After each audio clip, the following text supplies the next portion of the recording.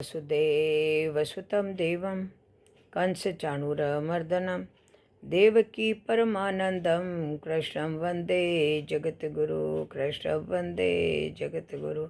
बोलो शनि भगवान की जय हो। आज का प्रसंग है मन का दर्पण। एक गुरुकुल के आचार्य अपने शिष्य की सेवा से बहुत प्रभावित हुए। विद्या पूरी होने के बाद जब शिष्य विदा होने लगा तो गुरु ने उसे आशीर्वाद के रूप में एक दर्पण दिया। वह साधारण दर्पण नहीं था। उस दिव्य दर्पण में किसी भी व्यक्ति के मन के भाव को दर्शाने की क्षमता थी। शिष्य गुरु के इस आशीर्वाद से बड़ा प्रसन्न था। उसने सोचा कि चलने से पहले क्यों न दर्पण की क्षमता की जांच कर ली जाए।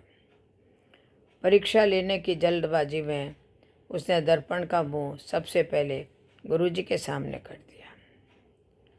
शिष्य को बड़ा सदमा लग गया। दर्पण यह दर्शा रहा था कि गुरुजी के हृदय में मोह, अहंकार, क्रोध आदि दुर्गुण स्पष्ट नजर आ रहे हैं। उसने सोचा, मेरे आदर्श, मेरे गुरुजी इतने अवगुणों से भरे हैं। यह सोचकर वह बहुत दुखी हुआ। दुखी मन से वह दर्पण लेकर गुरुकुल से रवाना हो गया। लेकिन रास्ते भर मन में एक ही बात चलती रही कि जिन गुरुजी को समस्त दुर्गुणों से रहित मैं एक आदर्श पुरुष समझता था, लेकिन दर्पण ने तो कुछ और ही बता दिया। उसमें उसके हाथ में दूसरों को परखने का मंत्र आ गया था। इसीलिए उसे जो मिलता उसकी परीक्षा ले लेता। उसने अपने कई इष्ट मित्रों तथा अन्य परिचितों के सामने दर्पण रखकर उनकी परीक्षा ली।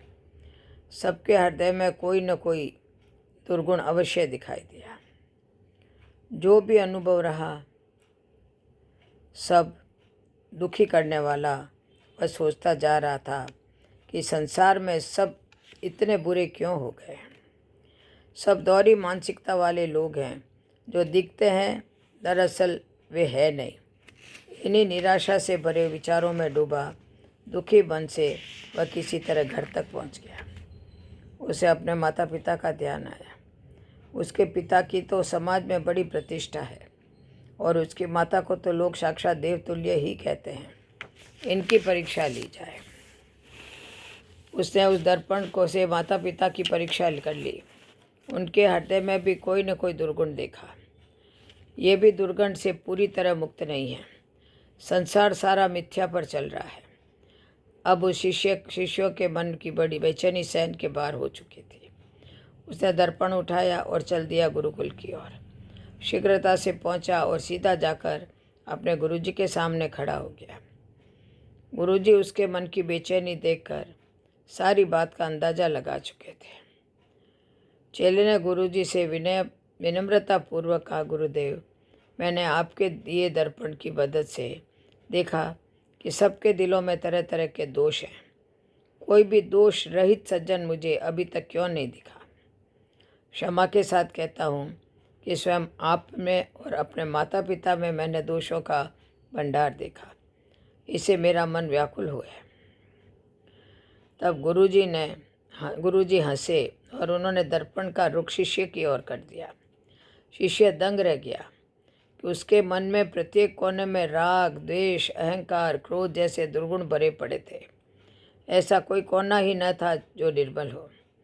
गुरुजी बोले, बेटा, यह दर्पण मैंने तुम्हें अपने दुर्गुण देखकर जीवन में सुधार लाने के लिए दिया था, न कि दूसरों के दुर्गुण खोजने के लिए।